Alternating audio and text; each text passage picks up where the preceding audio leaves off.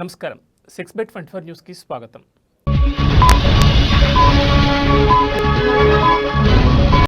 ఏపీలో స్థానిక సంస్థల ఎన్నికలు నోటిఫికేషన్ విడుదల.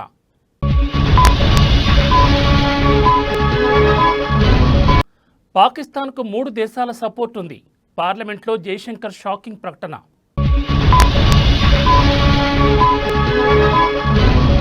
జార్ఖండ్లో ఘోర రోడ్డు ప్రమాదం, 18 మంది మృతి.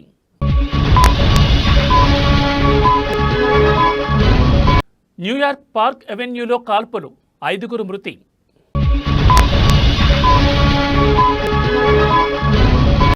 పోలవరం బనకచర్ల పనులు మొదలవ్వలేదు, రాజ్యసభలో కేంద్ర మంత్రి చౌదరి.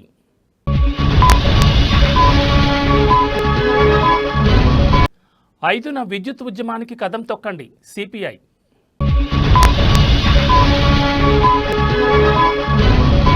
ఇరవై ఏళ్లు మీరు అక్కడే కూర్చోండి, విపక్షాలపై షా ఫైర్.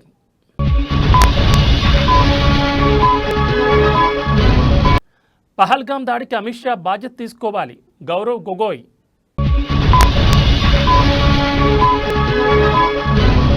మైక్రోసాఫ్ట్ సర్వీసుల నిలిపివేత, నయారా వెల్లడి.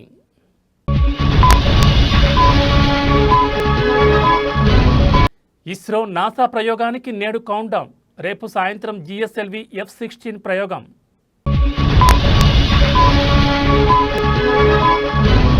సిగాచితో సీఎం లాలూచి, బాధితుల నిరసనలో హరీష్ రావు.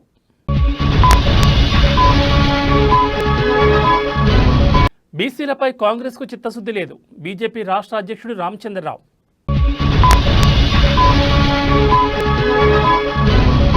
ఉచితంగా ఇస్తే ప్రజలకు వాటి విలువ తెలీదు, కేంద్ర మంత్రి నితిన్ గడ్కరీ.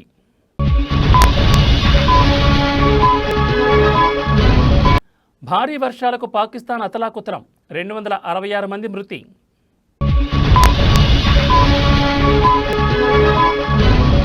రాష్ట్రంలో పెట్టుబడులు పెట్టండి, యుఏఈ పారిశ్రామికవేత్తలకు మంత్రి శ్రీధర్ బాబు పిలుపు.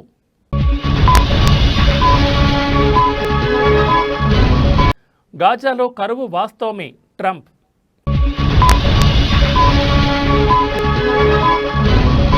భూముల వేలానికి తెలంగాణ సర్కార్ సన్నద్ధం, ఎకరం ధర 104 కోట్లు.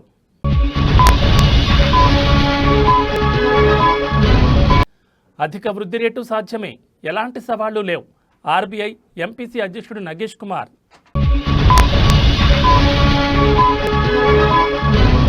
హైదరాబాద్లో చిరుత కలకలం, సీసీ కెమెరాలో రోడ్డు దాటుతున్న దృశ్యాలు.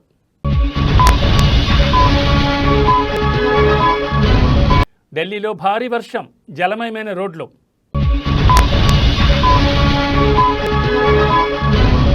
మాల్దీవుల అధ్యక్షుడిని కౌగిలించుకునే ముందు మతం అడిగారా? ప్రధాని మోడీపై మమతా బెనర్జీ ఫైర్.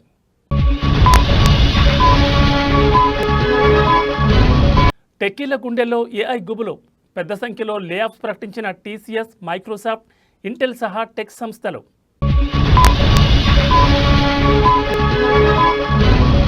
ఒక్కో బిడ్డకు ఏటా 43,000, జనాభాను పెంచేందుకు చైనా నిర్ణయం.